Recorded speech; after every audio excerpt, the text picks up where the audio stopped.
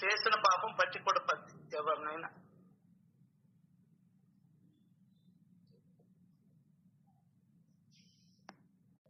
స్కూల్లో కూడా పిల్లలు టీచర్ చుట్టూ తిరుగుతూ ఉంటారు. టీచర్ అది అందించుకుంటా ఇది అందించుకుంటా. అందరూ అనుకుంటారు అబ్బాయి వీళ్ళకి మంచి మార్క్స్ వస్తాయని. వాళ్ళకి ఏమి రావండి. ఎవరైతే కూర్చొని శ్రద్ధగా బాగా చదువుతారో వాళ్ళే మార్క్స్ వస్తాయి. అంటే టీచర్ చెప్పింది ఎవరైతే ఫాలో అవుతారో వాళ్ళే ఇది ఫ్లైయింగ్ కలర్స్ తో పాస్ అవుతారు.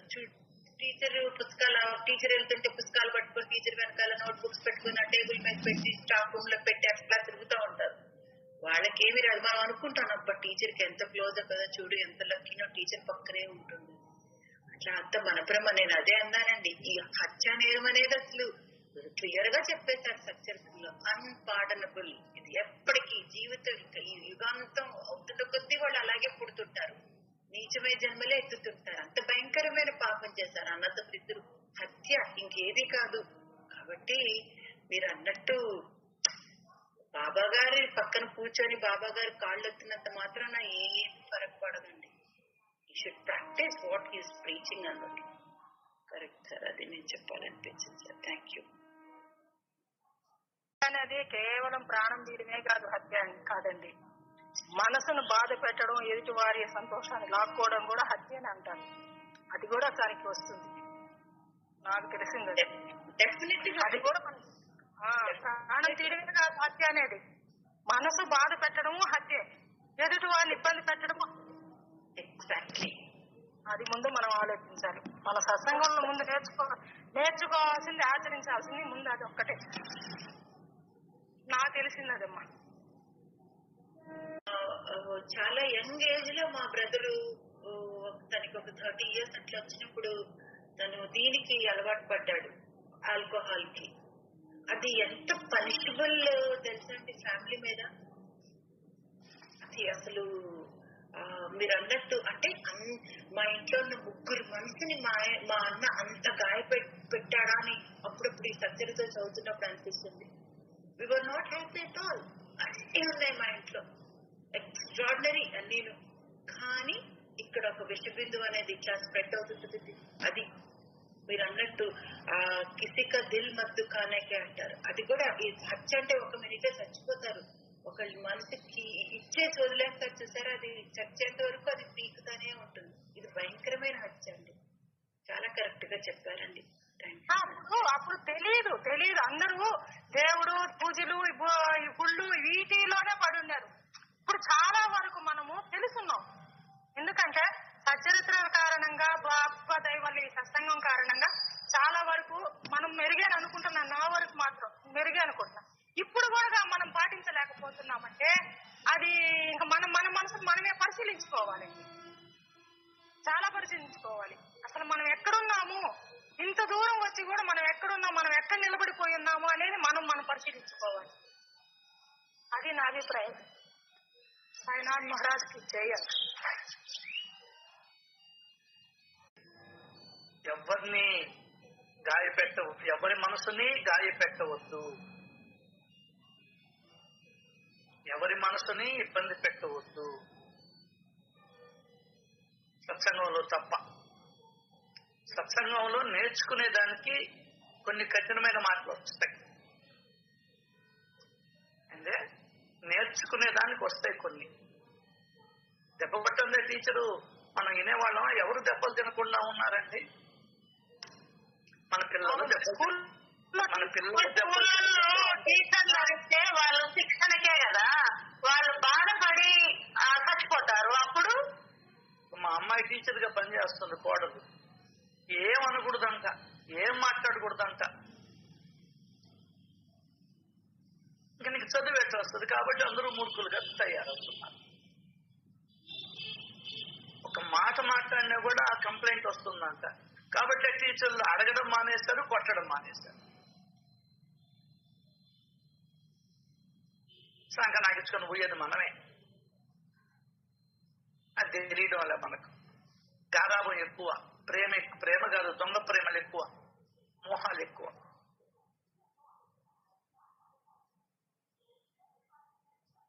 అదే ఇక్కడ నీ కూతుర్ను నీ కొడుకును 5 కొడితే మాట్లాడుతున్నావు. రేపు పెళ్ళైన తర్వాత నీ మొగుడో నీ పిల్లమో గుడితే అప్పుడేం చేస్తావు? నోరు మూసుకొని కాపురాలు చేస్తున్నా? పడుతున్నా, తిడుతున్నా, ఎదిలిస్తున్నా?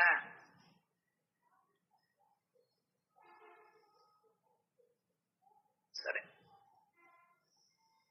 దానికనే నేను చెప్పేది, సత్సంగంలో నీ మాటల వల్ల గాయపడ్డది నా మనసు రాబాక. సత్సంగం అనేది నీకు నాకు మనందరికీ సత్సంగం అనేది. మీరు అన్నదాన్ని చెప్తున్నా, మీ మనసుల్లో ఎక్కడైనా ఆ చిన్న భేదభావం ఉంటే తొలగించుకోండి. ఎన్నెందో చెప్తున్నారు, 11 కోట్లు అట్టపెట్టెల్లో పెట్టినారంటే బీరువాల సందులు. దానికి శిక్షలు వాళ్ళు అనుభవిస్తారు. డబ్బు ఆశ కారణంగా బ్రిడ్జి కూలిపోయింది. వాడు కమిషన్లు కొట్టేసి అందరూ అధికారులు. బీహార్ లో ఈ కూలడం ఎక్కువైపోయినాయంట. వీళ్ళందరూ రేపు జన్మలో మేకలుగా పులులుగా పుట్టరు, మేకలుగా హీనమైన జన్మల్లోకి పుట్టారు. ఎగిరెగిరి మేకలు అందుకోవాలి, ఆకుల్ని ముళ్ళల్లోకి పోయి అందుకోవాలి. అర్థమైందా? రోడ్లు అధ్వానంగా వేస్తారు డబ్బు మీద. అసలు మీరు అంత గొప్ప చాప్టర్ను మీరు చదువుకొని గమ్మునుండారు ఏంది మీరు? దానికనే నేను మాట్లాడడం మానేశాను. మీకే లేనప్పుడు నాకెందుకు దురద? కందక లేని దురద కత్తిపేటకెందుకు? బ్రహ్మాండంగా ఆ లోభం కారణంగా అని చెప్తా ఉంటే దాన్ని ఎవరూ ప్రస్తావన చేసుకోవడం లేదే. భయం, నీకెక్కడో భయం. కొరవన్నీ కబుర్లు చెప్పుకుంటున్నాం. మారాలండి మీరు కూడా, నేను మారాలండి. ఎందుకు భయం చెప్పుకునేదానికి? ఇప్పుడేమన్నా నీ ఆస్తి రాసిమన్నానా? ఎందుకంటే ఎవరికి ఏముందిలేపా నాకేం పట్టిందనే మనస్తత్వంలో ఉండిపోతున్నాం. ఇక్కడ మనమే కదా, మన 20 మందే కదా.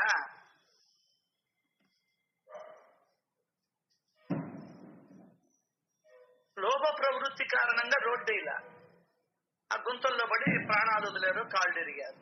రేపు వాళ్ళకు కూడా భగవంతుడు నీచ యోనుల్లోకి పంపిస్తాడు. అంత ప్రమాదం ఉంది లోభం. లోభం అంటే డబ్బు మీద ఆశ. వాళ్ళిద్దరు కొట్టుకొని చచ్చారు, మేకల్లోకి వెళ్ళారు. ఆ డబ్బు ఎంత పనిచేస్తుందో చూడు. డబ్బు మీద ఉన్నటువంటి డబ్బు పనిచేయదు. డబ్బు మీద ఉన్నటువంటి నాకు ఉన్నటువంటి వ్యామోహం, నగల మీద ఉన్నటువంటి వ్యామోహం, భూముల మీద ఫ్లాట్ల మీద ఉన్నటువంటి వ్యామోహం నిన్ను ఎంతకైనా తెగించేటట్టు చేస్తుంది, చంపేస్తుంది కూడా. బందిపోట్లు చంపేసి ఎత్తుకొని పోయేవాడు. ముఖ్యంగా ధనమోహం. నువ్వు దేవుణ్ణి నిద్రలేసి ప్రార్థించాల్సింది ఆ ధనం మీద ఉన్నటువంటి వ్యామోహాన్ని చెడగొట్టాల. ఇసే బాబాని అడగాల. వాడు చూడు, బొటన వేలు తెగిపోయినా 10 రూపాయల బెల్లుంటే వేసుకొని జోబులు వేసుకుంటాడు పిచ్చగాడు సినిమాలు.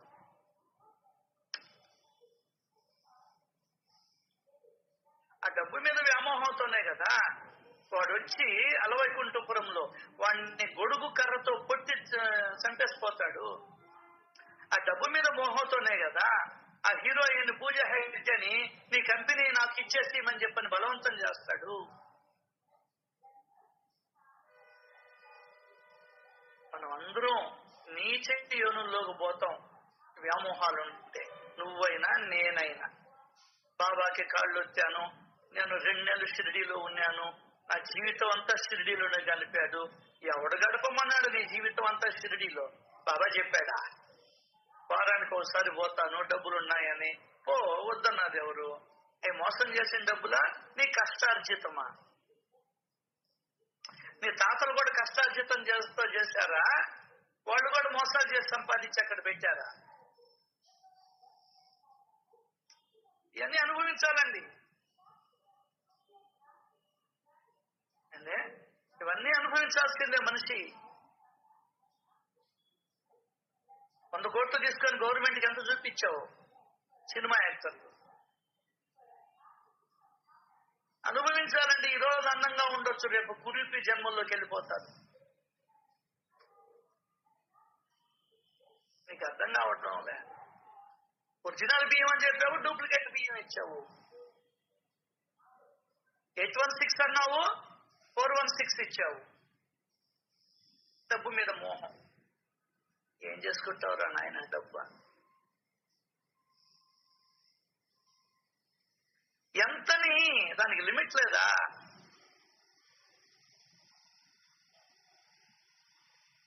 మీ నాయనోళ్ళు మీ అమ్మోళ్ళు తండ్రులకి ఇచ్చో మోసాలు చేస్తూ డబ్బు సంపాదించారా? ఆ డబ్బు నువ్వు ధర్మ కార్యాలన్నా చేయి, వాళ్ళకన్నా పుణ్యం వస్తుంది.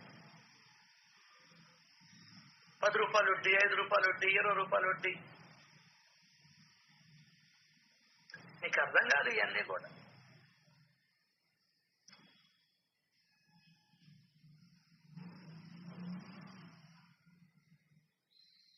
శిక్షలు ఇవ్వడం లేదు తొందరగా. వాళ్ళు జైల్లోనే మగ్గుతున్నారు నిరపరాధులు కూడా. వాళ్ళకి పెద్ద శిక్ష వేస్తాడు భగవంతుడు. వాళ్ళకి అది తెలియడం లే. దానికనే 1వ తరగతి నుంచి జన్మల గురించి చెప్పాలా. మన అప్పుడు రాజుల తీర్పులు చూడు, అప్పటికప్పుడే అన్ని తేల్చేసేవాళ్ళు.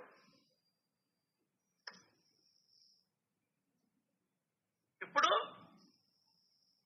రుసుగులను అడ్డం పెట్టుకొని వాయిదాల మీద వాయిదాలు. ఆ లాయర్లకి వాళ్ళకి అన్ని శిక్షలే. రేపు ఇప్పుడేం తెలియదు నాయన. ఈ 60 ఏళ్ళు బతుకుతావు, 70 బతుకుతావు, 75 బతుకుతావు, మహా అయితే 80 అయినా బతుకుతావేమో.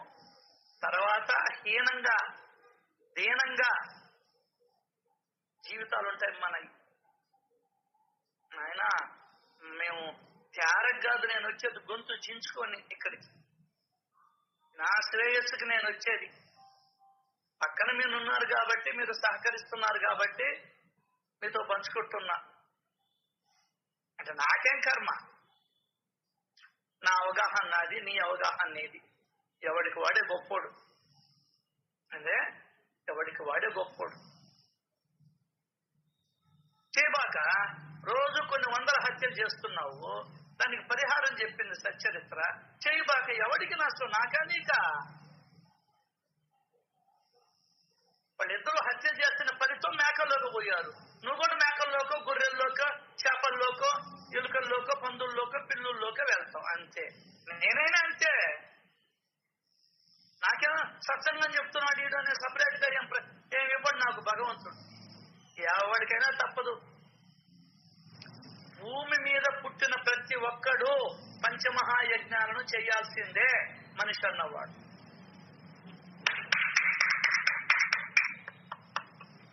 ఈ సంగతి తెలిసేడిస్తే కదా మనకి. హత్య అంటే మనం మనుషుల్ని హత్య చేస్తా ఉన్నావు అనుకుంటుంది, జంతువుల్ని కూడా నువ్వు హత్య చేస్తున్నావు కదా. దీనికి దగ్గర శిక్షలు ఉంటాయి. ఏమంటే మనం చట్టానికి భయపడుతున్నాం కాబట్టి దొంగతనం చేయడం వల్ల. లేకుంటే మనం దీనికి భయపడి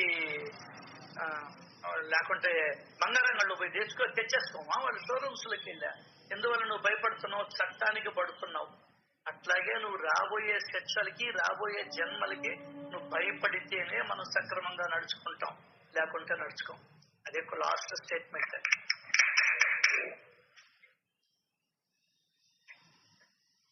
ఇష్టం వచ్చి ఇష్టారాజ్యంగా ప్రవర్తిస్తే ఇష్టారాజ్యంగానే ఉంటాయి.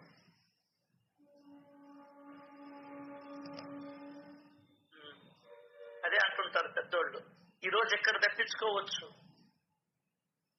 ఏందే ఈరోజు ఇక్కడ తప్పించుకోవచ్చు, భగవంతుడి యొక్క న్యాయస్థానంలో నువ్వు తప్పించుకోలేవు. తమాష అనుకుంటున్నారు సచ్చరిత్ర. మౌనంగా కూర్చొని ఉన్నారు అందరూ, ప్రస్తావనే చేయకుండా. ఏంటండి మనం ఇట్లా తయారవుతున్నాం? అమ్మాయి చదివింది తెలుగే కదా, నీకు లాభం అని చెప్పుకుంటే నాకు లాభం. మీరేమైనా అనుకోండి సార్, నాకు నికరంగా 5 మంది ఉన్నా చాలు. ఎవరు లేకపోయినా నేనేం బాధ, ఐ డోంట్ బాధ. మీరు మీరు చెప్పింది వింటా ఉన్నాను. ఇలాంటి నేను ఒక్కడే చదువుకుంటా ఉన్నాను. No problem.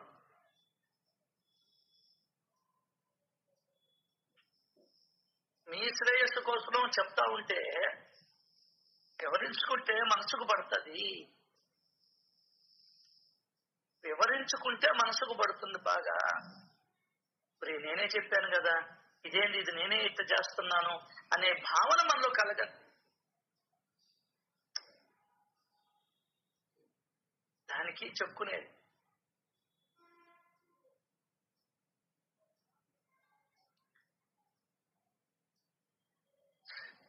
ఇంకా పారాయణ చేసుకునే పని అయితే ఎందుకు? ఇంకా నువ్వు పారాయణ చేస్తావు, దాంట్లో ఏమి చెప్పుకోలా, ఇంకెందుకని? 10 నిమిషాలు చెప్పాను సార్, అవడం లేదు, నాకు చేత కావడం లేదు. విన్నానమ్మా, నువ్వు చెప్పింది కూడా నేను విన్నా. ఆ ఓవినే నువ్వు పట్టుకుంటే పోలా, మన సొంత కవిత్వం కూడా పడలే.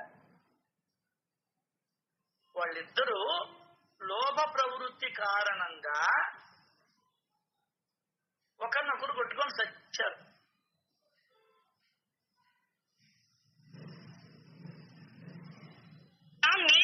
నీచ జన్మల్లోకి వెళ్తారని ఎవరికి చెప్పలేదు, అందుకు ఇట్లా చంపుకుంటా వచ్చేసారు. అట్లాగా తెలుసుంటే, ఇప్పుడు చెప్పారు మీరు చిన్నప్పటి నుంచే సచ్చరిత్ర ఇవ్వాలి, వేరే జన్మలలోకి జన్మ రహస్యాన్ని గురించి కొంచెమైనా తెలుసుంటే మనం చెయ్యం కదా. అది తెలియకపోవడం వల్లనే వాళ్ళు మొన్నటిదాకా పొడిచి చంపేస్తున్నారు, మనుషులు లేపేస్తున్నారు. వాళ్ళు ఎట్లా ఏ జన్మలోకి వెళ్తారు, ఓయమ్మ మళ్ళీ ఆ జన్మలోకి వెళ్లాల్సి వస్తుంది అని భయం ఎవరికి ఏర్పడేటట్టుగా తెలియ చెప్పాల.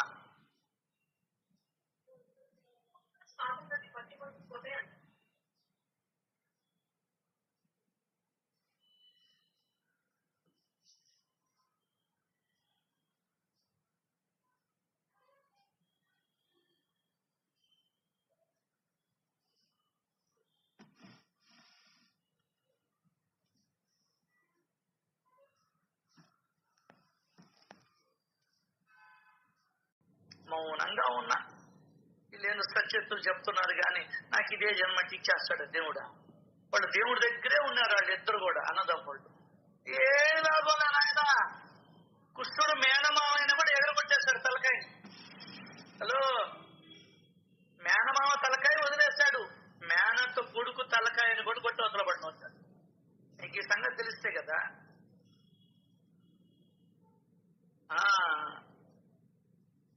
భీష్ముడు నాయన కోసం త్యాగం చేశాడు, పెళ్లి కూడా చేసుకోవాలా, రాజ్యాన్ని వదిలేశాడు, కానీ తప్పు చేశాడు. ఒక స్త్రీని నలుగురి మధ్యలో అవమానిస్తుంటే తప్పు చేశాడు. కాబట్టే అంటే అర్థమైంది, రేపు చేయలా. చూడు ఎంత సీక్రెట్ ఉందో దాంట్లో, భారతంలో చూస్తున్నాడు. అట్లాగే పోలీసులకి తెలిసి కూడా వాడిని అరెస్ట్ చేయలేదంటే ఉత్తర తీరస్తాడు రేపు భగవంతుడు. అది తెలియడం లే పిచ్చోళ్ళం మనం. ఎంతసేపటికి నీకు నాకు ఈ జన్మ మీద ధ్యాస గాని అసలు వచ్చే జన్మ గురించి ఆలోచించే మానవుడే లేడు ఈ ప్రపంచంలో, సత్పురుషులు తప్ప.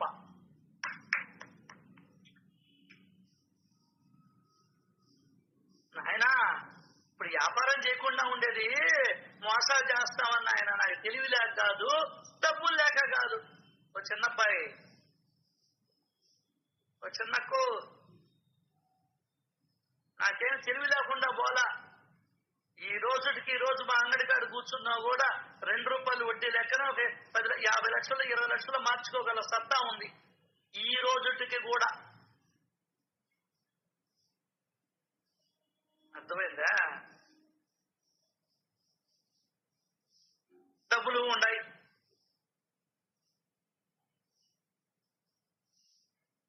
ఏమన్నా మారుస్తావా అన్నాడు మా అబ్బాయి మొన్న. ఇల్లు మీద వచ్చిన 40 లక్షలు. నువ్వేమైనా చేసుకున్నాయన, నాకు బాధలు పని అవసరమా ఈ వయసులో లెక్కలు చూసుకోవడం? అర్థం కాలా? ఊరికినే చీరలాగుతుంటేనే వీడు గమ్మునున్నాడంటే ఆయనకి శిక్ష పడింది, బ్రహ్మాండమైన శిక్ష. తమాషా పడుకోవడం అంటే. నిన్ను కూడా అంటే బండ పెడతాడు రేపు దేవుడు. పరుపు ఉండదు, పరుపు నిండా మేకులు ఉంటాయి. చూసినోడికే మేకుల మీద పడుకోబెట్టి చేసినోడికి ఇంకెంత ఉంటుంది. దానికనే నువ్వు దుబాయ్లో పుట్టాలా, ఇక్కడ కాదు. అంతే, ఓ సంవత్సరం పడి నవ్వుతారు అక్కడ. చేనదులు పోద్ది. దుబాయ్ ఎంత గొప్పదంటే ఎక్కడో శిక్ష లేరు, ఇక్కడే శిక్ష చేస్తారు.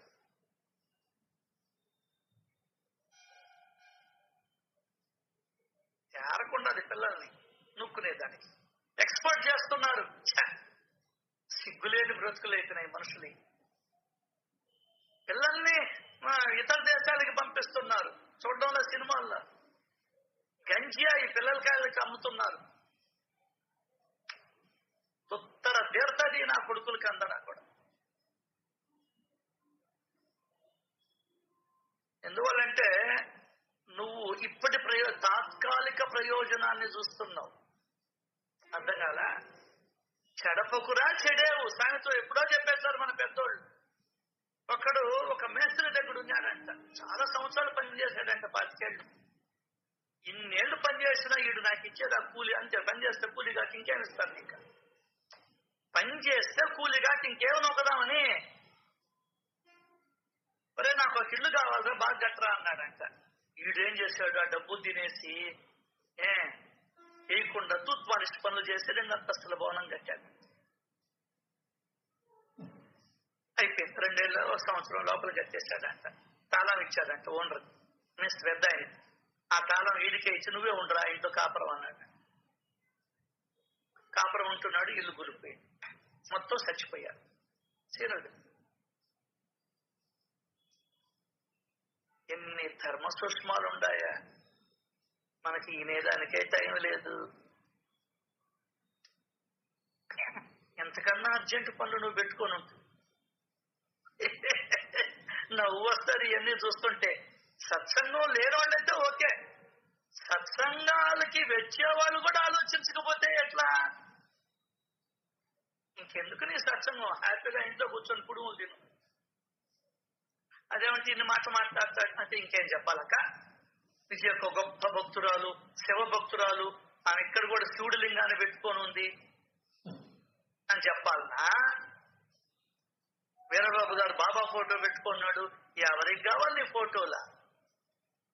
దేనికి నీ ఫోటోలని?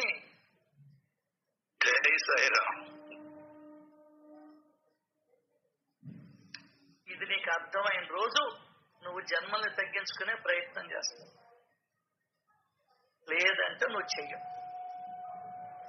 కాబట్టే వింటూ ఉండాలి, వింటూ ఉండాలి, వింటూ ఉండాలి, వింటూ ఉండాలి. మనసుకు పట్టించుకుంటూ ఉండాలి, మనసుకు ఎక్కించుకుంటూ ఉండాలి. బలం వచ్చేదానికి విటమిన్ డి టాబ్లెట్స్ వాడుతున్నాం, B12కి ఇంజక్షన్లు చేయించుకుంటున్నాం, ప్లేట్లెట్స్ తగ్గితే ఎక్కించుకుంటున్నావు. సత్యాన్ని ఎందుకు ఎక్కించుకోవు? అంత చీపా? సత్సంగత్వే నిస్సంగత్వం, నిస్సంగత్వే నిర్మోహత్వం అని చెప్తుంటే అసలు నీకు సత్సంగం నేడు కూడా పడకపోయింది. ఆఖరాక సత్యత్తులో ఉంది, సత్సంగపు నేడబడిందా తరించిపోతావు. నువ్వు పట్టుకుంటే, ఏదైనా పట్టుకుంటేనేనండి. ఇప్పుడు బావిలో పడ్డాడు, చేంతాడేసాము, వాడు పట్టుకుంటేనే పైకి లాగలం, కానీ పట్టుకోకపోతే అక్కడే మునిగి సస్తాడు. సచ్చరిత్రలో మునిగితే కాదు, పట్టుకోవాలా. ఏందే? పట్టుకుంటేనే మనం ఆ ఊపి నుండి బయటపడతాం. పట్టుకోలేదనుకో అక్కడే ఉంటాం. ఏం పోయిందా? నువ్వెవడు నేనెవడో. ఇప్పుడు ఆమె చనిపోయింది, మా నాయన చనిపోయినాడు, మా అమ్మమ్మ చనిపోయింది, మా అమ్మ చనిపోయింది. ఎక్కడ పుట్టారో, దేంట్లో ఉండారో అర్థం కాల. మనం అనుకుంటాం స్వర్గస్థులు అయ్యారని. ఓడి ఏం పుణ్యం చేసి నువ్వు స్వర్గస్థుడు అవుతావు నాయన? అందరికీ స్వర్గస్థులయ్యారు. దొంగ స్వర్గస్థుడయ్యాడు, రౌడీ స్వర్గస్థుడయ్యాడు. నీ అబ్బా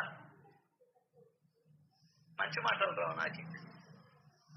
అందరూ స్వర్గస్థులంట, అందరూ పుణ్యాలు చేశారు. ఇక్కడ స్వర్గస్థులు అయ్యేదానికి ఒక్కడు చూపి నీ వల్ల ఈ ప్రపంచంలో ఒక్కడికి చూపి నీ ఇంట్లో వాళ్ళే నువ్వు ఎప్పుడెప్పుడు పోతావు అనుకుంటా ఉంటుంది.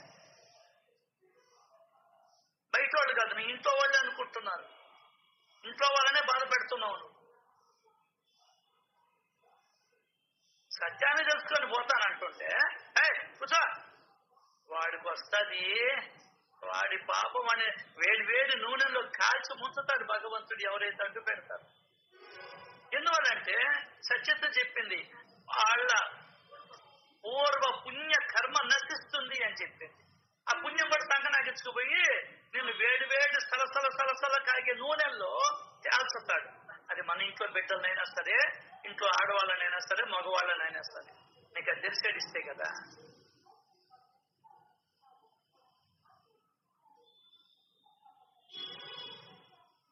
అమ్మ పప్పడ వేస్తాడు అక్కడికి పోతే. ఎర్రగడ్డల్ని కట్ చేస్తున్నా మనం సన్నగా రావాలంటే వెనక్కి దోశ మీద పోసేదానికి లావుగా ఉండకూడదు అంట. నువ్వేమో ఇంత లావుగా ఉంటుంది, ఎర్రగడ్డలేమో సన్నగా రావాల. అబ్బా వచ్చినాయిలే కానీ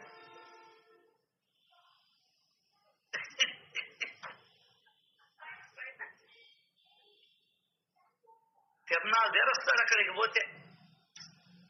అవన్నీ చదివితే నీకు అర్థం అవుతుంది. ఏమి చదువు, చెప్పిన మాట వినవు, భగవంతుడు ఏం చెప్పాడు అనేది పట్టించుకోవు, దాని గురించి మాట్లాడు, దాని గురించి ఆలోచించవు. మిమ్మల్ని కాదండి, నా సంగతి నేను చెప్పుకుంటూ ఉంటాను.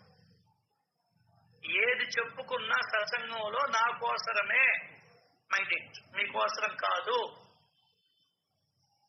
మీకు ఏదైనా పనికొస్తే తీసుకోండి, లేకుంటే భగవంతుడు 9 రంధ్రాలు ఇచ్చాడు. అంటే నోటితో పీల్చినప్పుడు ముక్కుల్లో వదిలేవాడిని సిగరెట్ తాగి.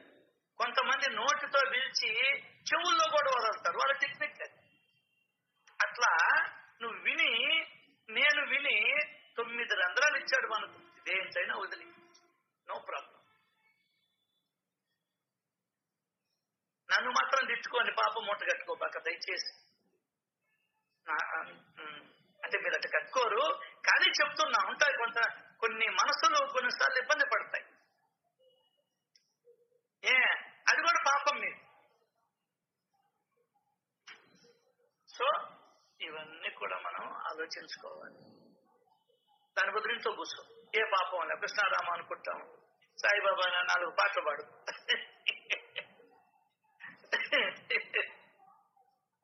అది సంగతి.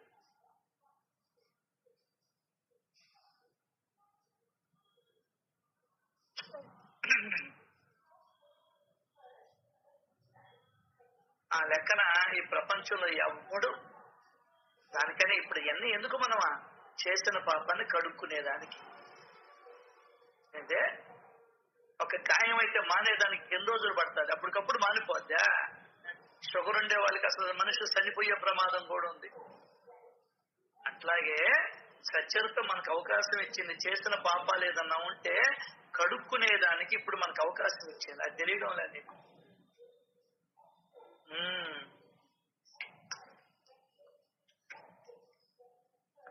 కాబట్టి చేసిన పాపం చెబితే పోతుందని అంటారు. సత్యత అట్లా చెప్పదు. చేసిన పాపం వల్ల వచ్చిన డబ్బుల్ని వదిలేస్తే నీకు ఆ పాపం పడు. దానికైనా పెద్దోళ్ళు ఒక మాట చెప్పారు, కాంచానం కర్మ విమోచనం. ఈ జన్మల నుంచి ఎన్ని పాపాలు చేశాను నేను, మొత్తం తీసేసుకున్నాడు భగవంతుడు. థ్యాంక్స్ బాబా. ఇల్లు పోయింది, పెళ్ళాం పోయింది, నగలు పోయినాయి, ఆస్తులు పోయినాయి. అబ్బా many many many many many many thanks Baba. కర్మశేషం లేకుండా చేసావయ్యా, అంతకన్నా ఇంకేం కావాలి. మా నాయనోళ్ళు ఏమి వడ్డీలకి మార్చి, దానికి మార్చి, దీనికి మార్చి డబ్బులు సంపాదించాల. ఏదో మా నాయన ఇన్సూరెన్స్ డబ్బులు వస్తే కమిషను అది వాడుకున్నాం, దాంతో బతికాం. స్టీల్ సామాన్లను బజార్ నుంచి మోసుకొని వచ్చి ఇక్కడ పావుల లాభం వేసుకొని నెల వాయిదాలు వేసుకొని వాళ్ళ చుట్టూ తిరిగితే మేము బతికాం. నిస్సిగ్గుగా చెప్తున్నా నేను. We are the very great. My father is my hero.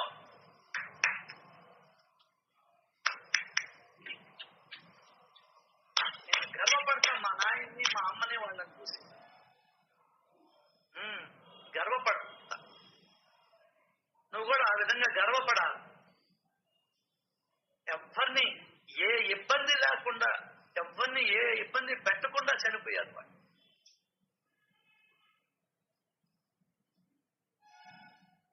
ఎక్కడ వ్యామోహాలు లేవు. మా చిన్నాయనికి అసలు ఆయన దేవుడు ఎంత బయట డబ్బా కొట్టుకుంటున్నాడు అంట. మళ్ళీ నీ డబ్బా కూడా ఉంటే ఇప్పు, మీ నాయనకి ఎంత సంపాదించాడు అన్యాయంగా అయినా బయటికి బయటికి ధైర్యం ఉంటే అక్కడ చెప్తుల్లా. అఫిడవిట్లో ఏమో ఎన్నికల సంఘంలో నా ఆస్తి 10 కోట్లు అని చెప్తారు. తర్వాత వాడు లెక్క చూస్తే 50 కోట్లు ఉంటుంది, 100 కోట్లు ఉంటాయి. ఎక్కడిది డబ్బు? నీక ఎక్కడిది డబ్బని?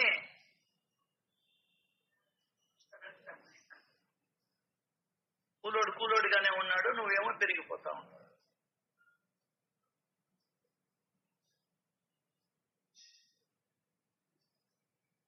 అదే మాకు మా నాయన ఇచ్చిన ఆస్తి.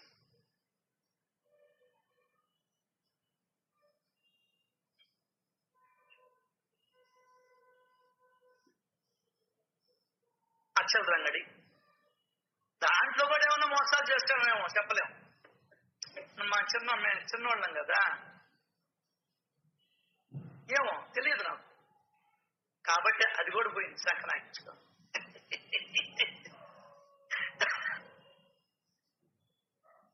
వాళ్ళే ఆనందం అండి నాకు. అవునమ్మా, మా నాయన వాళ్ళు దొంగతనం చేసి, అబద్ధాలు చెప్పి, మోసాలు చేసి, ఒకరి సొమ్ము లంచాలు తీసుకొని కాజీలా. ఇంకా మా నాయన ఇంట్లో చదివిన వాళ్ళు ఈరోజు టీచర్లుగా ఉన్నారు, ఇంకొక వృత్తిలో ఉన్నారు, ఇంకొక పెద్ద వృత్తిలో ఉన్నారు. ఆ రోజే మా నాయన పెట్టాడు. ఒక ఆయన టీచరు మల్లావులో ఉన్నాడు, ముంగర అనేవాడు. ముంగర ఆయన పేరు. బీసీకేసి ఓనర్ ఉన్నాడు, పెద్ద ఆయన చనిపోయినాడు ఈ మధ్య. ఆయన కూడా మా ఇంట్లో ఉండి అన్నో తిన్నాడు. మీ ఇంట్లో ఎవరు తిన్నారా? ఇంకొక ఆయన ఉన్నాడు కేశవులు, ఇన్కమ్ ట్యాక్స్ డిపార్ట్మెంట్ లో ఉండే ఆయన, కురుగొండ. ఆయన మా ఇంట్లో ఉండి అన్నో తిని స్కూల్లో చదువుకున్నాడు. మీ ఇంట్లో ఎవరున్నారా? మీ ఇంట్లో నీ పిల్లానికి డిపార్ట్మెంట్ అయ్యాడు, తెలుసు. మా ఇంట్లో ఉండి చదువుకున్నాడు. చెప్తుంటాడు అప్పుడప్పుడు మీ గురించి. చూసా, నేను అబద్ధం చెప్పాను. రమణ సాక్ష్యం. నీ ఇంట్లో ఒక్కరిని చదివించా ఎందుక ఇల్లు కొలుగొట్టి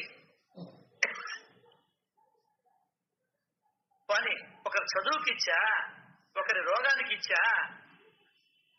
ప్రతి రోజు గంపెట్టుకొని వచ్చేది. ఎంత అన్నం వేసేవాళ్ళం మేము. కాబట్టి మాకు ఎంత సంపద లభించింది. నాకు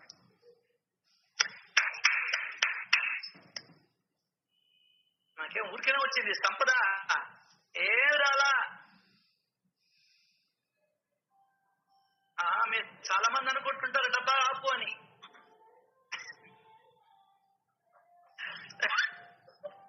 ఏం వదినా?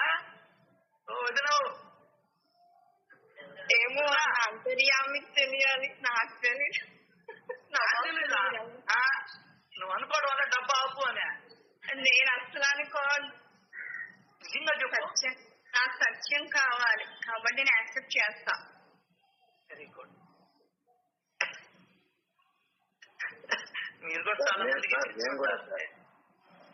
నేను కూడా సత్యం కావాలి సార్. ఎవరు నాకేం బట్టి నాకే కర్మ, ఏం అవసరం ఎన్ని చెప్పాల్సి వస్తుంది. వాళ్ళ మనసులో బాధ పెట్టాను అని మాట అనుకోకుండా స్వచ్ఛంగా మాట్లాడడం.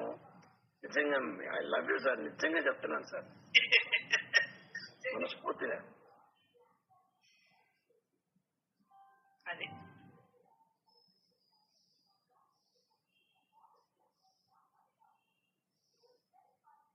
సో మనం మన ఆలోచనలు మారాలి, మన సంస్కారాలు మారాలి. అర్థం కాల? సర్వజీవుల్లో ఉన్న భగవంతుడిని చూడగలగాలి. వారికన్నా ఏదైనా అవసరం అయితే మన శక్తి కొద్దీ సాయం చేయగలగాలి.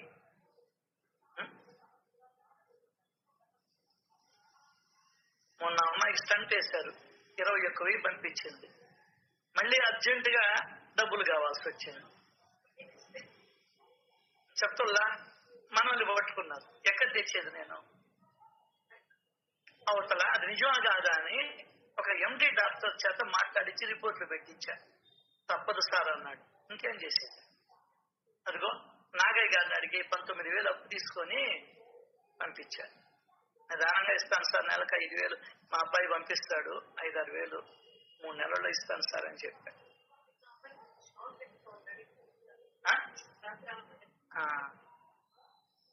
అది ఏం చేసేది? ప్రాణం మీదకి వచ్చా, రేపు నా ప్రాణం మీద కూడా రావచ్చు కదా. ఇచ్చేవాళ్ళని అడుగుతారు కానీ ఇవ్వనోళ్ళు ఎవరు అడుగుతారు చెప్పు? బ్యాంకుల్లో మునుగుతుంటాయి, ఎఫ్డీలో మునుగుతుంటాయి, అకౌంట్స్ లో ఉంటాయి డబ్బులు, దానివల్ల ఏం ఉపయోగం? నేను మిమ్మల్ని అడగలేకపోయా. మళ్ళీ 19,000 కావాలని ఫోన్ చేసింది. అమ్మా ఇంకా అడగబాకమ్మా, నా దగ్గర ఏం లేవమ్మా, అప్పు చేసేస్తున్నానమ్మా అని చెప్పా. నేను రాత్రి 10:30కి ఫోన్ చేసింది ఇంకొక, నేను ఎక్కడ అల్లాడే అక్కడికి పోతుంటే కుష్ఠవ్యాధి ఒక ఉంటుంది చూసారా, వాళ్ళ అమ్మాయి 14 గంటలు పని చేయించుకుంటున్నారంట ఆ మాల్లో. 14 గంటలు నిలబడే ఉండాలంట సార్, 10,000 ఇస్తారంట. వాళ్ళ అమ్మ వాళ్ళకి కుష్ఠవ్యాధి. వాళ్ళ అవునమ్మా నీకు అంగడి నీకేం సామంటే మేము వయసు చేస్తాం సార్ అని చెప్పింది. కొంప ముంచింది. ఇంకా ఎక్కడో ప్రాణం బిగతల్లో వయసు చేస్తానేటప్పటికే.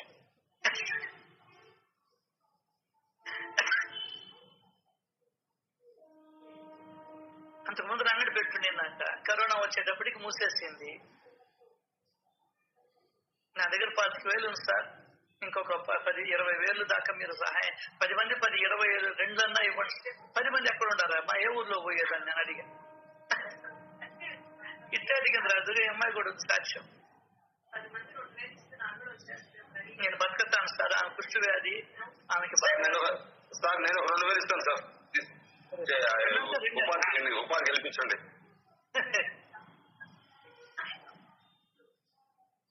చెప్తాను మాటకి, అమ్మా నువ్వు అంగడి పెట్టు, నేను మా వాళ్ళని తీసుకొని వచ్చి చూపిస్తా, వాళ్ళు అప్పుడు ఇస్తారు అని ఖచ్చితంగా చెప్పా. మనం ముందర ఇచ్చేసి నేను కుదరదులే అంటే ఆ 20,000కి నీకేం సామాన్లు కావాలనో నాకు చెప్పు, పట్టి ఇవ్వు, నేను తీసుకొని వచ్చి ఆటోలో పంపిస్తానని చెప్పా. ఏం చేశారు? ఇంకా నేను బతకదు 40 ఏళ్ళు సార్.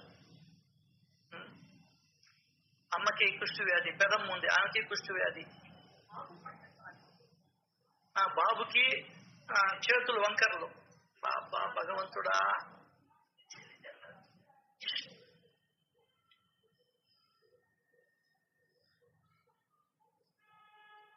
దరిద్రానికి దేవత తోడవుద్దంట.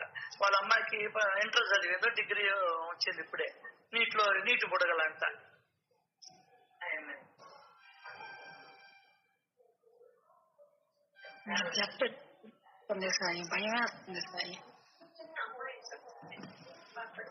ఎన్నేళ్ళు?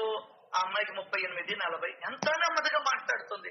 నిన్న ఫోన్, సార్ మీ దయ వల్లే మేము నిద్రపోతుంది సార్, మీ దయ వల్లే ఉతుక్కుంటున్నారు సార్ ఇంట్లో వాళ్ళు, చేతులు లేవు కదా, కుష్టి వ్యాధి తినేసాయి. ఈ అమ్మాయి ఉదయాన్నే 8కి పోతే రాత్రి 11 వచ్చేటప్పటికి 10,000 ఇస్తారంట.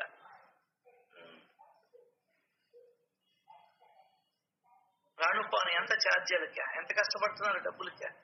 మరి నీకేం కష్టం లేదు, పోయి నేరుగా తలుపులు తీసి ఏసీలో కూర్చుంటున్నావే. నీకు అమ్మాయికి తేడా ఏంది? నీ భార్య ఇంట్లో కూర్చొని నగలు సింగారించుకొని అద్దంలో చూసుకుంటుంది.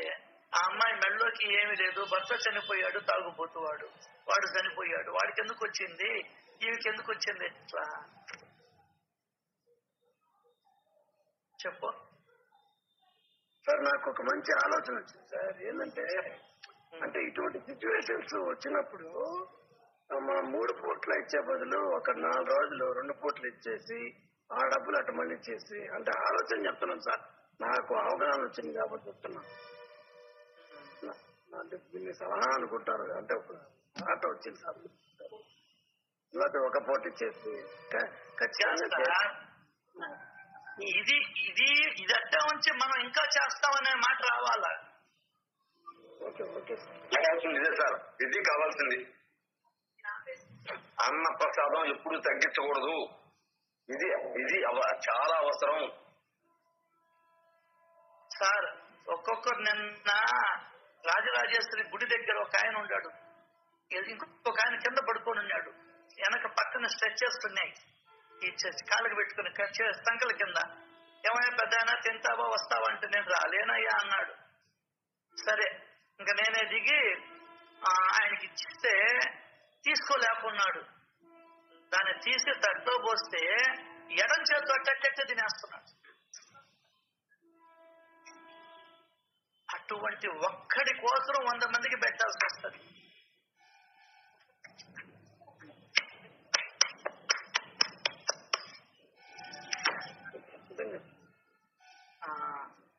ఇప్పుడు 36/8 44 మంది ఉండారు.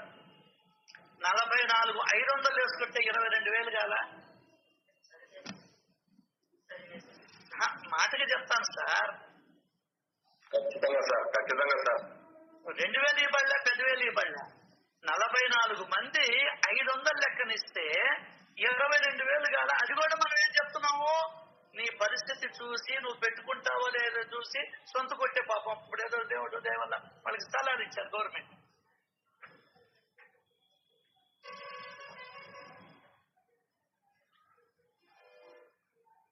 సాయి పంపిద్దాం సాయి, మన శక్తి కొలది పంపిద్దాం సార్. మీరు కూడా వెళ్ళండి, వాళ్ళ ఇంట్లో వాళ్ళ పరిస్థితి కూడా చూపిస్తా మీకు. సరే సరే సాయి. కాలు తీసేశారు దేవుడి దయ వల్ల.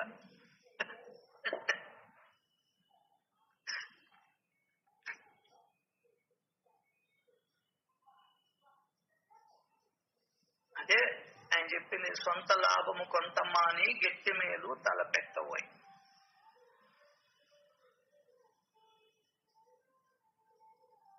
భగవంతుడు మనకిచ్చిన అవకాశం ఇది. ఉపయోగించుకున్నామా మనకే మేలు, ఉపయోగించుకోకపోయామా మనకే మేలు. ఏదైనా ఒకటే.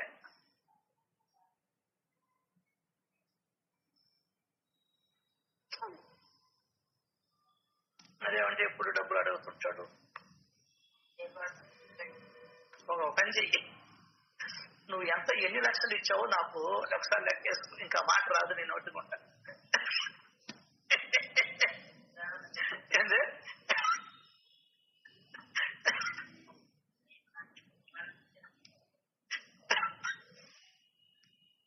మీరు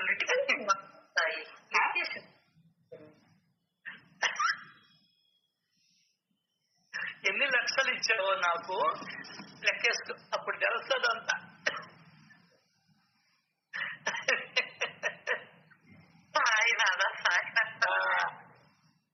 సార్ ఉండేది 4 రోజులు సార్. మీరు ఇచ్చిన డబ్బులతో 3 పూట్ల పెట్టాం సార్ మొన్న.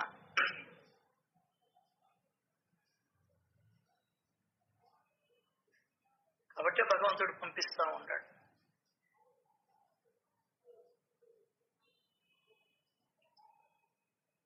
మీరు ఇక్కడ లేకపోయినా మీ పనులు మీరు చేయాలి, దానం మాత్రం ఖచ్చితంగా చేయాలి. అంటే ఇక్కడి నుంచి వెళ్ళిపోయినా మీరు అది చేసుకోవాల్సిందే, నేను చేసుకోవాల్సిందే. దానికన్నా అన్నాడు చిన్నయ్య, గడ్డిపోచతో అయినా నువ్వు ఇచ్చేది అలవాటు చేయమన్నాడు. ఈ చేతికి గడ్డిపోచతో అయినా సరే నువ్వు ప్రారంభించాల్సిందే. ఈరోజు ఒక జంతువుకి మేత పెడితే రేపు భగవంతుడు నీకు మేత పెడతాడు. తస్మాత్ జాగ్రత్త జాగ్రత్త జాగ్రత్త. ఒక్క తలంపు కూడా రాకూడదని మీ పాదాలనంటే ప్రార్థిస్తూ ఈరోజు సత్సంగంలోకి వెళ్తాం.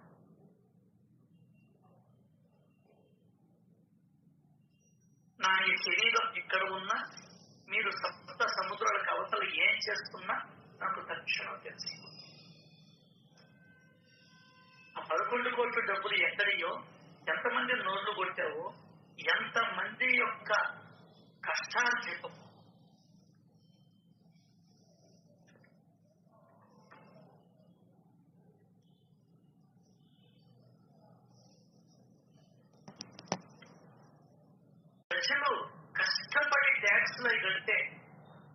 వచ్చిన సొమ్ము అది. ఎంత దోపిడీ ఉందో దాంట్లో. ఏం చేస్తున్నా, మీరెక్కడున్నా, మీకు ఎట్లా వచ్చిందో నాకు సర్వం తెలిసిపోతుంది. బాబా చెప్పిన మాట.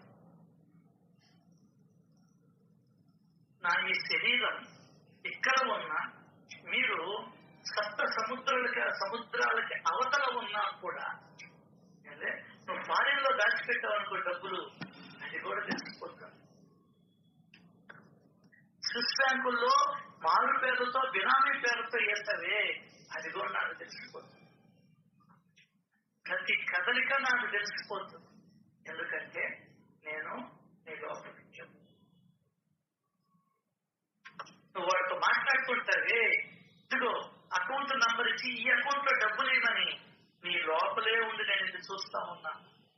అరే రమేష్, నీ లోపలే ఉండి చూస్తున్నా, కాబట్టి జాగ్రత్త. నా ఈ శరీరం ఇక్కడ ఉన్నా, సప్త సముద్రులకు అవతల ఏం చేస్తున్నా నాకు తక్షణం తెలిసిపోతుంది. వస్తువుని తగలబెట్టావా, రేపు నేను ఇల్లుని తగలబెట్టేస్తా. అదే ప్రభుత్వ సొమ్ముని తగలబెట్టావా, రేపు నీ ఆస్తిని తగలబెట్టేస్తా. నువ్వు ఎప్పుడు పంట వేసినా కూడా నీకు పంట రానికుండా చేస్తా. తస్మాత్ జాగ్రత్త జాగ్రత్త జాగ్రత్త.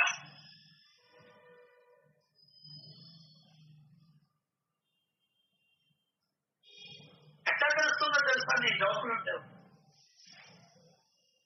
నీ చెయ్యి ఎక్కడికి పోతుందో కూడా తెలుస్తుందో నాకు. నీ చెయ్యి ఎక్కడికి పోతుందో కూడా తెలుస్తుంది నాకు. నేనేగా లోపల ఉండేది, నేనేగా.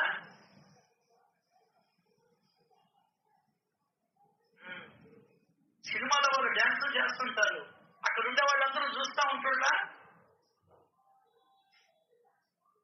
జాగ్రత్త. నేను మీ అంతర్యామి. నేనెవరిని? నీ లోపల ఉండేవాడిని. జాగ్రత్త రే. హెచ్చరిస్తున్నాడు, భయం పెట్టుకో, భయపడు. లేదంటే తప్పుల మీద తప్పులు చేస్తావు. సచ్చరితని పదే పదే పదే పదే మననం చెయ్యి. ఏ అధ్యాయము ద్వారా ఏమి నేర్చుకోవాలి, అదే ఏ అధ్యాయము ద్వారా ఏమి నేర్చుకోవాలి అనేది మననం చేయి. ఒకటో ఎక్కడ చెప్పడం గొప్ప కాదు. 1వ అధ్యాయంలో ఏమి నేర్చుకున్నాను, 5వ అధ్యాయంలో ఏమి నేర్చుకున్నాను, 18, 19 అధ్యాయాల్లో ఏమి నేర్చుకున్నాను, 16వ అధ్యాయంలో ఏమి నేర్చుకున్నాను, 9వ అధ్యాయంలో ఏమి నేర్చుకున్నాను. 9వ ఎక్కడ చెప్పడం గొప్ప కాదు. 9వ అధ్యాయంలో ఏం చెయ్యాలో అది చేస్తున్నానా. 32లో ఏం చెప్పాడు, 44లో ఏం చెప్పాడు, ఇవన్నీ నీ బుర్రలో ఉండాలి.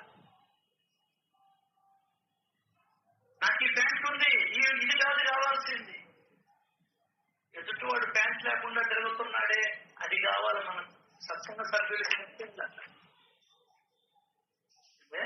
సత్సంగ సభ్యులకి ముఖ్యంగా అది కావాలా. నీ పిల్లవాడు ఇప్పేస్తుంటాడు చొక్కా, ఇది బనీన్లు టీ షర్ట్లు, అవి ఎత్తుకోబోయి ఇవ్వు. ఏం చేసుకుంటావు చెప్పు. 70 ఏళ్ళు వస్తున్నాయి, ఇంకా ఎందుకు చెప్పు. ఆ పట్టు చీరలు కట్టేదా పాడా, నీ కూతుళ్ళు కట్టేదా పాడా. మా అమ్మాయి చెప్పేసింది, ఏమమ్మా మీ అమ్మ దగ్గర చీరలు ఉండే తీసుకుంటామంటే ఒక్కటంటే ఒక్కటి కూడా వద్దు డాడీ అని చెప్పేసి. అంతే, పక్క రోజే పిలిచి అందరికి సంఘంలో ఇచ్చేస్తాం. పెద్దేం లేవులే, అదొకటి. మిగతా వాళ్ళకన్నా క్లాస్ కావాలి కానీ ఏంటి మా పెద్దోళ్ళకి 300 చీరంటే గొప్ప, 30 లక్షల చీర అనుకుంటారు. కుటుంబ చేతికిస్తే పండగ అంటే ఇలా చూస్తే నాకు గుర్తుకొస్తారు. దానికి మించి పెట్టుకోవాలి.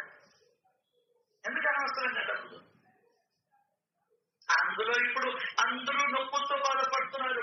పిలిచినా కూడా నువ్వు విధి లేకపోతున్నావు. ఇష్టంగా పోవడం అని ఎవరు పెళ్ళి పేరెంట్స్ విధి లేకపోతున్నావు. మనం కాళ్ళప్పుడు కూర్చోలేము, నిలబడలేము. అక్కడికి పోయి తిని వస్తాము, రాత్రి గంట అల్లాడుతాము. గ్యాస్ ఇస్తాము. వాడు ఏం నూనె వాడతాడో తెలియదు, ఏం మసాలాలు వాడతాడో తెలుసు. ఎప్పుడు చికెన్ వాడతాడో తెలియదు. మసాలాలు చల్లుతాడు, భలే ఉందంటాము, పోతాము, తినేసి వస్తాం.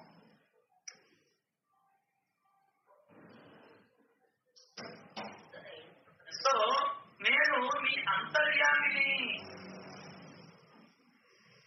మా మామానికి పడేది కాదు పాపం. వాళ్ళు పిలిస్తే తప్పదు కదా. కొన్నిసార్లు వెళ్ళి మా మామ మజ్జిగన్నం వరకే తినేసి వచ్చేవాడు. పెరుగన్నం అంటారు, అదే అన్నం పెట్టుకునేది ఒకరు మజ్జిగ వేసుకొని వచ్చి ఇచ్చిగా తినేస్తాం. లేదనుకున్నా ఒరేగమ్మ పడవ నా పడవ మొత్తం పెట్టుకుంటేనే తింటివి, కొన్ని పడేస్తుంది. ఇంక చిక్కనట్టుగా.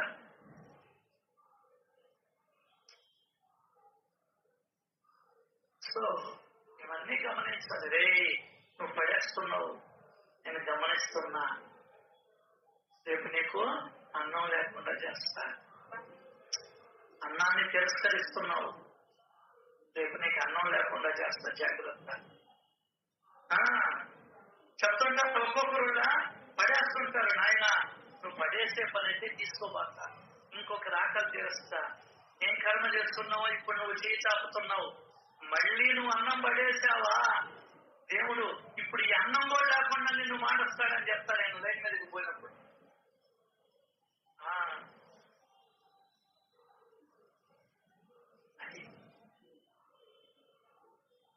నేను మీ అంతర్యామిని కాబట్టి నాకు అన్నీ తెలిసిపోతాయి. అసలు ఆయన అంతర్యామి అని రోజులో ఎన్నిసార్లు గుర్తు పెట్టుకుంటుంటాను. దిస్ ఈజ్ ది సాధన. నేను ధ్యానం చేస్తాను, యోగా చేస్తాను. ఎవరు చేయమన్నారు?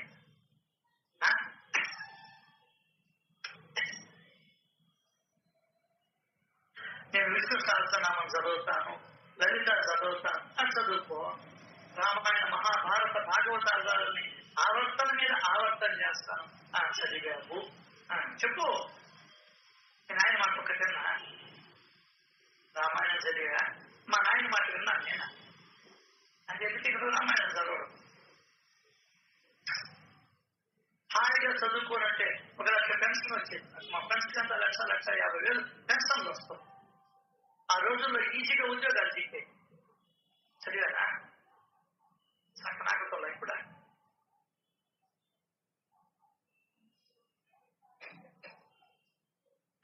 ఆలోచించాల్సి. మీకంతా ఇల్లు వాటిల్లో ఉన్నాయి, బ్యాంకులు డబ్బులు ఉన్నాయి. నాకు దేవుడు మీరుంటారు.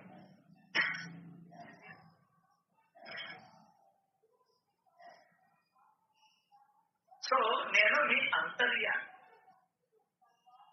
మీ హృదయంలో ఉన్న నన్ను మీరు నిత్యం ఆరాధించాలి. భగవంతుడు నాయందే ఉన్నాడు అని పదే పదే అనుకోమంటున్నాడు ఆయన నిత్యం. అదే పురంధరేతో చెప్పింది కూడా, నీలో నేనున్నా, నాలో నువ్వు ఉన్నావు. దీనిని అర్థవంతంగా భావయుక్తంగా తలపోస్తూ ఉండు అన్నాడు. కావాలంటే చూడు.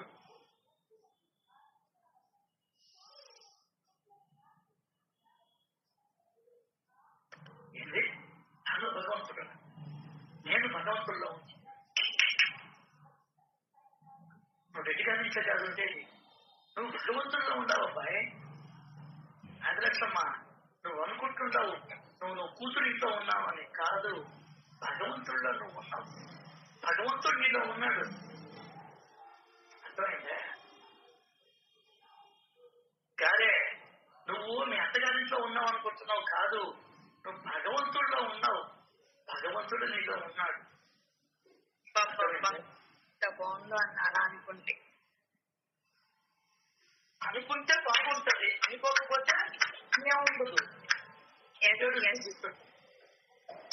అందులో సత్యం ఇది.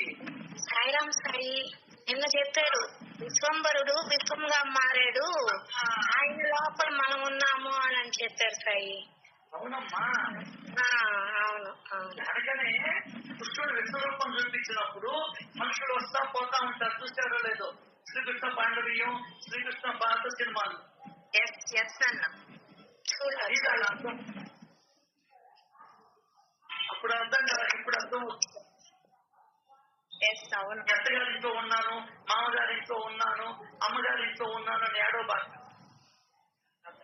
అసలైన అమ్మగారింట్లో ఉన్నాం మనం, నీకు అది తెలియలా. ఏంటే అసలైన అమ్మగారింట్లో ఉన్నాం. నమ్ముకో, ఈ అమ్మ నమ్ముకో. ఆ అమ్మ నమ్ముకుంటే నీకు సుఖంగానే మీ ఆయన పీడిస్తూ, మీ ఆయన అడుగు ఇది అడుగు, ఏం అడగడం లేదు అని చెప్తారు మీ అమ్మ. అర్థం కదా?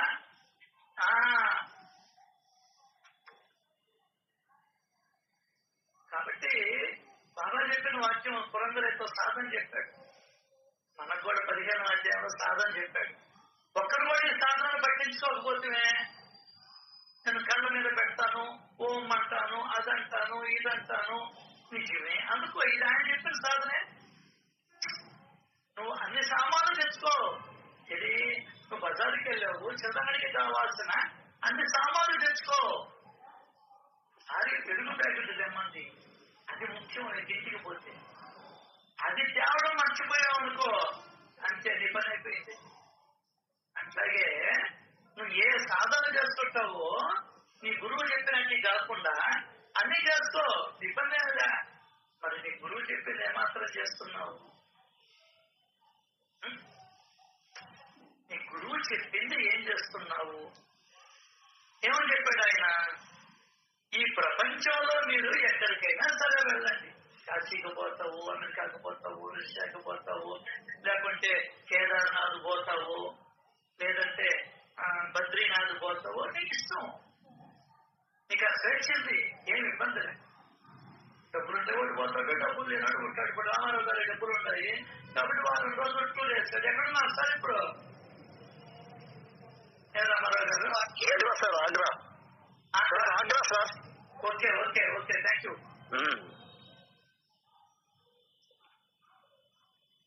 సమాజం చూస్తేనే పోతున్నారు.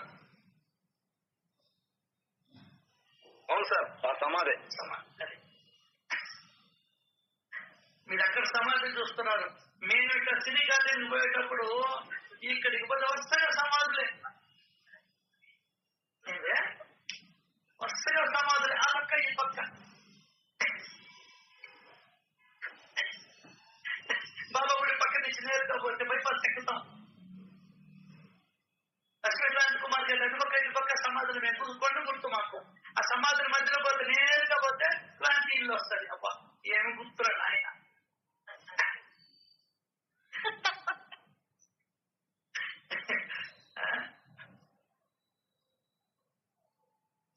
మీరు ఎక్కడికైనా వెళ్ళు. అయితే ఒక పని చేయమని చెప్తున్నాడు. మీ హృదయంలో ఉన్న నన్ను మీరు నిత్యం ఆరాధించాలి. మెళ్ళో వేసుకుంటే ఎప్పుడు అట్లా చూసుకుంటుంటాం. మెళ్ళో ఎప్పుడు కూడా నీ దృష్టిని అంతర్ముఖం చేయి. అది ఆయన చెప్పింది. బాహ్యంలో చూస్తే ఏంటి వాడు ఇస్తున్నాడు, చీవుడు ముక్కులు వేసుకున్నాడు, ఈడేంటి సొక్క లేకున్నాడు, ఈడేంటి మొండి దాంతో తిరుగుతున్నాడు, ఈవేంటి ముసిల్లా, ఈవేంటి రంగు ఎక్కువ, రంగు అవసరమా, ఇవన్నీ వచ్చేస్తాయి నీకు తెలియకుండానే. అర్థం కదా? లేకపోతే పాపాలను పొట్టు కట్టుకుంటాం. మన ప్రయత్నం లేకుండా వస్తాయి సార్. సార్ దానికి మన ప్రయత్నం ఏమి చేయగలి. ప్రయత్నం పడలే. వాడు చూడు అంత డబ్బులు కూడా చెప్పులు లేకుండా వాడంటే తిరిగితే నీకేమి, చెప్పులు లేకుండా తిరుగుతున్నాడు. ఇంట్లో కారు ఉంది, సైకిల్లో పోతున్నాడు. ఇవన్నీ వచ్చేస్తాయి. రామారావు గారు చెప్పాడు తెలియకుండా. దానికనే బాబా చెప్పాడు, ఎప్పుడు నీ మనసు అంతర్ముఖం కానీ. నేను ఆ సాధన తప్ప కొరవన్నీ చేస్తాను. ఎవరిని ఆరాధించమన్నాడు? నీ హృదయంలో ఉన్న నన్ను ఆరాధించు.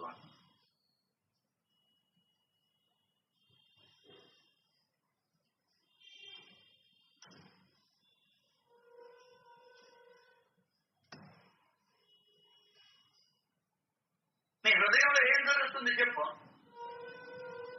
హృదయంలో ఏం జరుగుతుంది చెప్పు? నీ గుండెల్లో ఊపిరితిత్తులు ఉన్నాయి. ఊపిరితిత్తులకి ఏం పోతుంది? గాలి పోతుంది. భగవంతుడి యొక్క సంచారాన్ని గమనించు, భగవంతుడి యొక్క నాట్యాన్ని గమనించు. అయిపోయింది. అది చేయాల్సింది.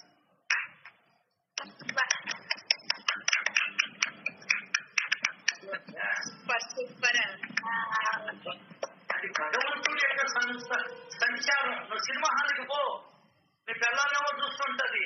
నువ్వు నీ ధ్యాసని భగవంతుడి యొక్క సంచారం మీద ధ్యాస పెట్టి.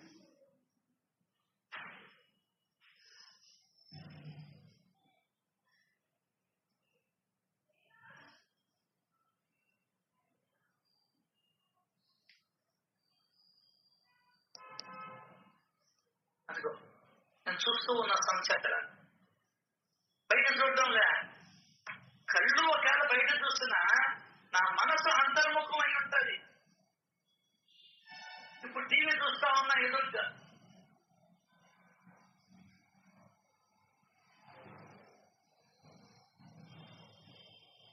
కానీ నా దృష్టి నా యొక్క ఊపిరితిత్తుల మీద ఉంది. గాలి వాయువు యొక్క సంచారాన్ని చూస్తూ ఉన్నా, భగవంతుడి యొక్క నాట్యాన్ని చూస్తూ ఉన్నా. అర్థం కదా? అది ఆనాపాన సతి అంటే నా దృష్టిలో. అప్పుడు ఇంకా ప్రేమ కలగద్ది, నీకు కలగద్ది, ప్రేమ కలగద్ది. వాయువే భగవంతుడు. ఆ వాయువు లేకపోతే నువ్వు లేవు, నేను.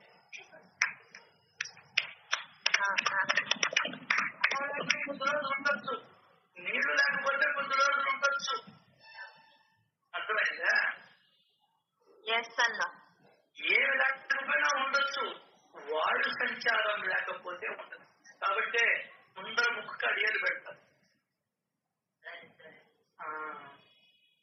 అంతెందుక నువ్వు ఒక 5 నిమిషాలు ముక్కు మూసుకొస్తాను, ఏం జరగదు చూడు. చాలు. ఎంతో పెద్ద నిలబెట్టాడు మానవుడు, నేను గొప్ప 5 నిమిషాలు ముక్కు నేను మూస్తారా? నా దగ్గర ఇంట్లో కాగితం రాదు, నీ దగ్గర కాగితం సంస్కరణ చేయించుకుంటా.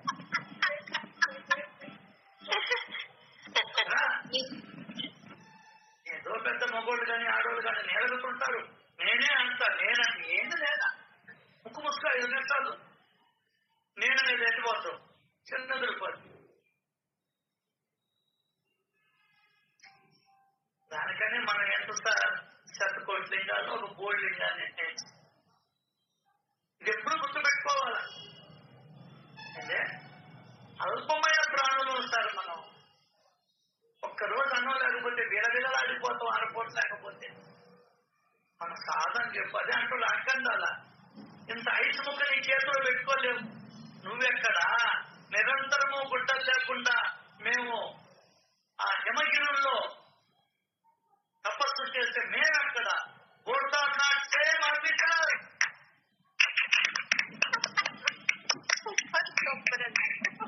చదువుకొస్తే దానికి కావాలి, నీకు ముందుకు కావాలి.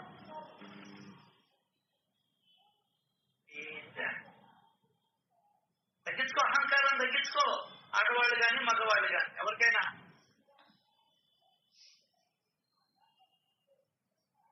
కాబట్టి మీ హృదయంలో ఉన్న నన్ను మీరు నిత్యం ఆరాధించాలి. దీన్ని మననం చేయి. ఆయన ఎక్కడ ఉండేవాడిని ఆరాధించమంటున్నాడు చెప్పు. నా హృదయంలో ఉన్నవాడిని, నా లోపల నా హృదయంలో ఉన్నవాడిని. అయితే నువ్వు ఉత్తరేస్తానంటావే, నాకు అర్థం కాదు. అక్కడికి పోతాను, ఇక్కడికి పోతాను, ఆ గుడికి పోతాను, ఈ గుడికి పోతాను అంటే బాబా చెప్పిన గుడిలోకి పోవా? ఖచ్చితంగా వెళ్ళాలి. అయితే నేనెక్కడ తప్పుడు అవుతాను అంటే ఇది నీకు చేతగా కుదరక కింద నేల మీద అక్కడికి పోయి పెత్తన జలాయిస్తా. అర్థమైందా? కూర్చోబ్బా, నీ లోపల ఉండేవాడిని చూడా.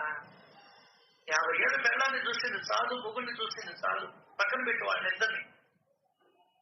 అర్థం కాలా? 24 గంటల్లో 23 గంటలు నీ జీవితం ఖాళీ అయిపోయింది, ఇంకేముంది? ఎవరికి గ్యారెంటీ లేదు ఈ జీవితంలో. అందులో యుద్ధాలు జరుగుతున్నాయి, ఎప్పుడు బాంబులు పడతాయి కూడా తెలియదు. తొందరగా కానీ పనులు అమ్మా, తొందరగా కానించుకోండి పనులు. సినిమా పోవాలంటే తొందరగా కానించుకుంటాం. అదే సత్సంగానికంటే నిదానంగా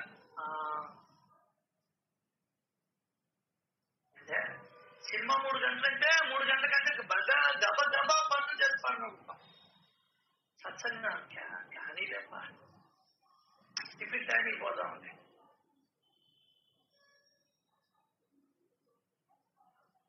సో మీ హృదయంలో ఉన్న నన్ను మీరు నిత్యం ఆరాధించండి.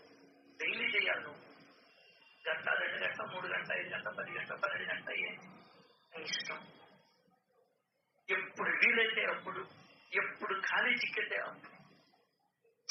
అంటే ఈ మాటనే నువ్వు మైండ్ లో పెట్టుకో. కొరవన్నీ తీసేసి ఎప్పుడు ఖాళీ చిక్కితే అప్పుడు పొయ్యి మీద పెట్టేసి నువ్వు అట్లా నిలబడి అంతర్ముఖం అయ్యామనుకో మాడిపోద్ది. ఇంకో తిట్టు దెబ్బతాయి. చూడమన్నాడు కదా అని చెప్పిన అదే పనిగా చూడవా తరుముకుంటారు నిన్ను. నన్ను మీకేం చెప్పారు? నన్ను కొడతారు. అర్థమైందా? అన్నం వండిన తర్వాత కూర్చోటి కత్తి పెట్టి కోస్తూ ఉన్నప్పుడు చూసేస్తాను అనుకో ఇదే కదా ఎవడా నీకు చెప్పిందా అంటాడు. అంటే ఖాళీ ఉన్నప్పుడు నీ అంతరంలో చూస్తూ కాబట్టి మొత్తం ఖాళీ ఏ నిలదీసొచ్చి నీ హృదయంలో ఉన్న నన్ను మీరు ఆరాధించమని అంతర్ముఖంగా బాగా. బయట చూసావా అదేంటి మరక, ఇదేంటి మరక, ఇదేంటి ఎట్లా పెట్టారు, ఇప్పుడు పుట్టేది పైన వేశారు. వాళ్ళు ఎక్కడ వేసుకుంటే నీకేమి ఇట్లాంటి ఆలోచనలు వస్తాయి. కాబట్టి బాగా అంతర్ముఖంగా అంతర్ముఖంగా వీలున్నంత వరకు అంతర్ముఖం. బయటికి రావాలన్నా అది కూడా దేవుడే అనుకోమా. దానికి పక్కబోవి చెప్తాడు. నీలోనే కాదు నేను ఉండేది, సర్వజీవులలో అంతర్యామిగా ఉన్నది నేనే. 84 లక్షల జీవరాశులలో ఎన్ని వందల వేల లక్షల కోట్ల జీవరాశులు ఉన్నాయో అన్ని లక్షల కోట్ల జీవరాశులలో ఉన్నది కూడా నేనే. నీ లోపల ఏదైతే ఉన్నదో దోమలో కూడా అదే ఉన్నది, చీమలో కూడా అదే ఉన్నది. నీకు గిల్లితే ఎంత నొప్పో మిగతా జీవులకి గిల్లినా కూడా అంతే నొప్పి. జాగ్రత్త సుమా. సర్వజీవులలో అంతర్యామిగా ఉన్నది నేనే.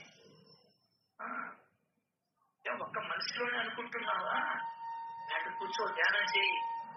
భగవంతుడు అన్నిటా ఉన్నాడు, అన్ని జీవుల్లో ఉన్నాడు. నేను ఏ జీవిని పట్టకూడదు, ఏ జీవిని హింసించకూడదు, ఏ జీవి జోలికి వెళ్ళకూడదు. అన్ని జీవులలో ఉన్నటువంటి అంతర్యానికి నమస్కరించాలి. సర్వజీవులలో ఉన్నటువంటి భగవంతుడికి నా నమస్కారం. ఇది నువ్వు కరెక్ట్ దైవాన్ని ఆరాధించడం. నేను సాయిబాబా అనేటువంటి విగ్రహాన్నో, రూపాన్నో, పటాన్నో పూజిస్తాను అంటే కుదరదు అబ్బాయి. అది సచ్చరిత్రని చదవని వాళ్ళు చేసే పని. నువ్వు 10 ఏళ్ల నుంచి సత్సంగాలు వింటూ ఉన్నా, నేను చెప్పుకుంటూ ఉన్నా. నేను కూడా అదే పని చేస్తే నీకు నాకు తేడా ఉండదు. అర్థమైందా? అధిగించినప్పుడల్లా మౌనంగా కూర్చొని సర్వజీవుల్లోనూ భగవంతుడే ఉన్నాడు. ఎవరిని తిట్టకూడదు, ఎవరిని మోసం చేయకూడదు, ఎవరిని ఇబ్బంది పెట్టకూడదు. అర్థమైందా? ఎవరిని పరుషంగా మాట్లాడకూడదు, ఎవరి సొమ్ముని ఆయాచితంగా తీసుకోకూడదు, ఎవరి సేవని ఉచితంగా తీసుకోకూడదు అని చెప్పాడు భగవంతుడు. సర్వజీవులలోనూ అంతర్యామిగా ఉన్నది నేనే. నేను ఏ జీవిని బంధించకూడదు, ఏ జీవిని హింసించకూడదు. నిన్ను బంధించారా అంటే మరి వేరే జీవుని ఎట్లా బంధిస్తావు నువ్వు? నీకేం అధికారం ఉంది? తప్పు చేసిన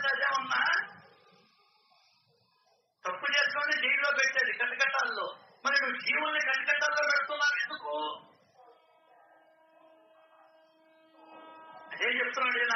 ఇంకా చాలా ఉన్నాయి. సర్వజీవులలోనూ అంతర్యామిగా ఉన్నది నేనే. గుర్తుపెట్టుకుంటా.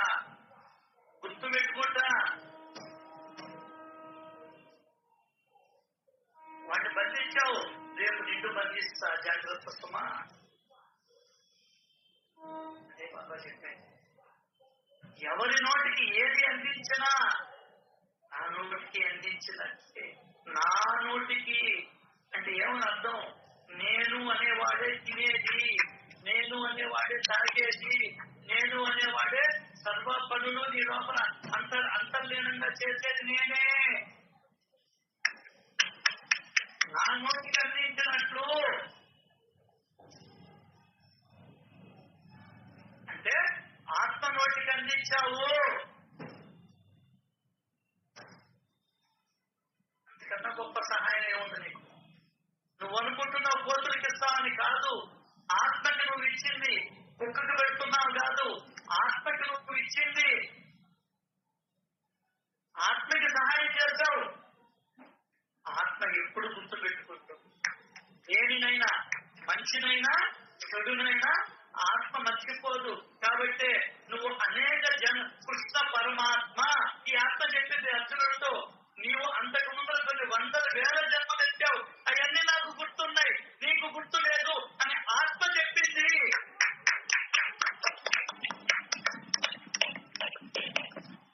అంత జ్ఞాపకం చేస్తుంది ఆత్మకి.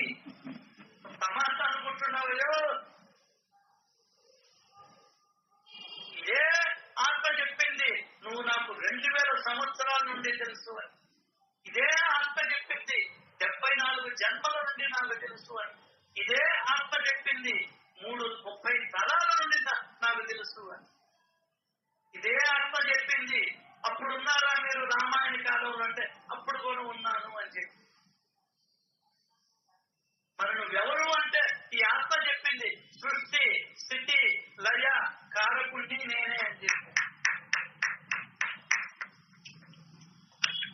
ఈ ఆత్మ చెప్పింది జగన్మాతను నేనే అని చెప్పి. ఈ ఆత్మ చెప్పింది త్రిగుణాల సామ్యావస్థను నేనే అని చెప్పింది. ఈ ఆత్మ చెప్పింది నీ ఇంద్రియాలను బెదిరించేవాడిని నేనే అని చెప్పింది. అదే ఆత్మ చెప్పింది. ఎవరిని కొట్టినా, ఎవరిని తిట్టినా, ఎవరిని దూషించినా, ఎవరిని మోసగించినా నన్నే మోసగించినట్లు. రమేశ్వరి గారు మోసగించేది, వసుంధరాని గారు నువ్వు మోసగించేది, వీరబాబుని గారు నువ్వు మోసగించేది, లిఖితాన్ని గారు నువ్వు తిట్టేది, సునీతాన్ని గారు నువ్వు తిట్టేది సాక్షాత్తు ఆత్మను తింటూ ఉన్నావు. తస్మాత్ జాగ్రత్త జాగ్రత్త జాగ్రత్త. అట్లాగే ఏ జీవికి సహాయం చేసినా, మాట సాయం, నోట సాయం, చేత సాయం, ఏది చేసినా ఆత్మకే చేస్తున్నావు నువ్వు. ఆత్మ అంటే ఎవరు? ఈ విశ్వమంతా వ్యాపించి ఉన్నటువంటి ఆత్మ నీ నుండి సహాయం పొందుతున్నాడు నీకు పుణ్యాన్ని చేకూర్చేదా.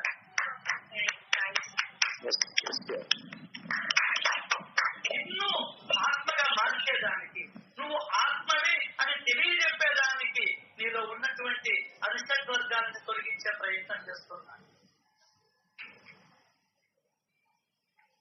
ఆయన పడే కష్టం ఈ ప్రపంచం ఇంకొకరు పడుతుంది.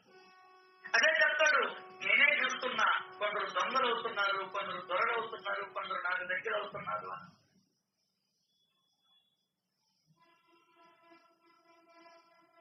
నీలోనే కదా అబ్బాయి, సర్వజీవులలో చీమలో కూడా ఉన్నా, దోమలో కూడా నేనే ఉన్నా. ఇది నువ్వు ధ్యానం చేయాల్సింది. ఫస్ట్ నీ లోపల, నా లోపలే ఉన్నాడు, అంతర్యామిగా ఉన్నాడు అని ఎడం చేతిని తీసుకెళ్లి గుండె మీద పెట్టుకో. సాయి సాయి సాయి. మామూలు ఉండాలా? ఇక్కడే ఉన్నాడు. ఎడం చెయ్యే గుర్తు నీకో. ఎడమ వైపుగా ఉంటుంది గుండె, గుండెకి మధ్యలో చీలిక ఉంటుంది, చీలిక పక్కన ఎడమ వైపు. కాబట్టి నీ ఎడమ చేతిని ఇక్కడ పెట్టుకో. ఆయన తాగుతున్న ఫీలింగ్ గా ఆత్మను తాగుతున్నావు. పైన కవరింగ్ ఉందంటే చర్మం అనే కవరింగ్ ఉంది. ప్రజెంటేషన్ ఇస్తాం. ప్రజెంటేషన్ ఇచ్చినప్పుడు లోపల ఏదన్నా పెట్టి ఒక బొమ్మ పెట్టి పైన ఏం పెడతావు, పేపర్ కాగితం మళ్ళీ ఇచ్చి ఇస్తావు. అప్పుడు నువ్వు బొమ్మలు ఇచ్చినట్ట, పేపర్ ఇచ్చినట్ట. అట్లాగే నువ్వు చెయ్యి ఇక్కడ పెట్టావంటే ఆత్మను తాగినట్టు లెక్క.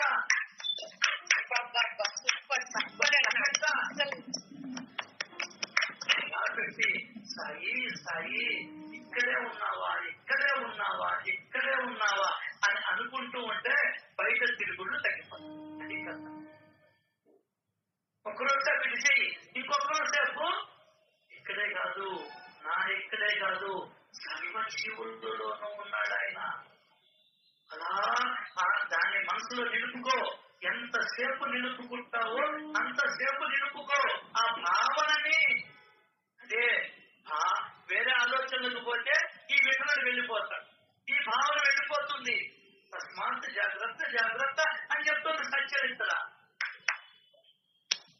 ఒక్క క్షణం ఏమంటివా బాబా, అన్నిట్లో నువ్వే ఉన్నావా, అన్నిట్లో నువ్వే ఉన్నావా, అన్ని జీవుల్లో నువ్వే ఉన్నావా, అన్ని పదార్థములలో నువ్వే ఉన్నావా.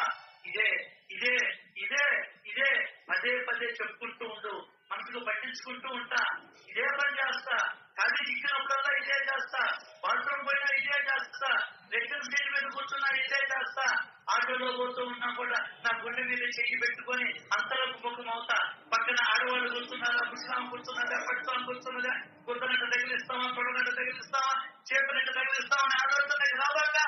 వాళ్ళలో కూడా ఆయనే ఉన్నాడు.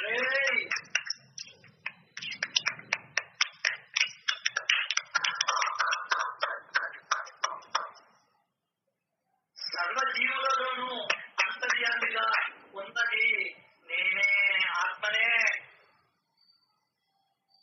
తర్వాత చెప్తున్నాడంటే అద్భుతమైన ఓవిలు వస్తాయి. ఆ ఓవిలు ఏదో బాబా కృపతో, బాబా దయతో రేపు వచ్చే సత్సంగంలో చెప్పుకునే ప్రయత్నం చేస్తాం. శ్రీ సచ్చిదానంద సమర్థ సద్గురు సాయినాథ్ మహారాజ్ కి జై జై.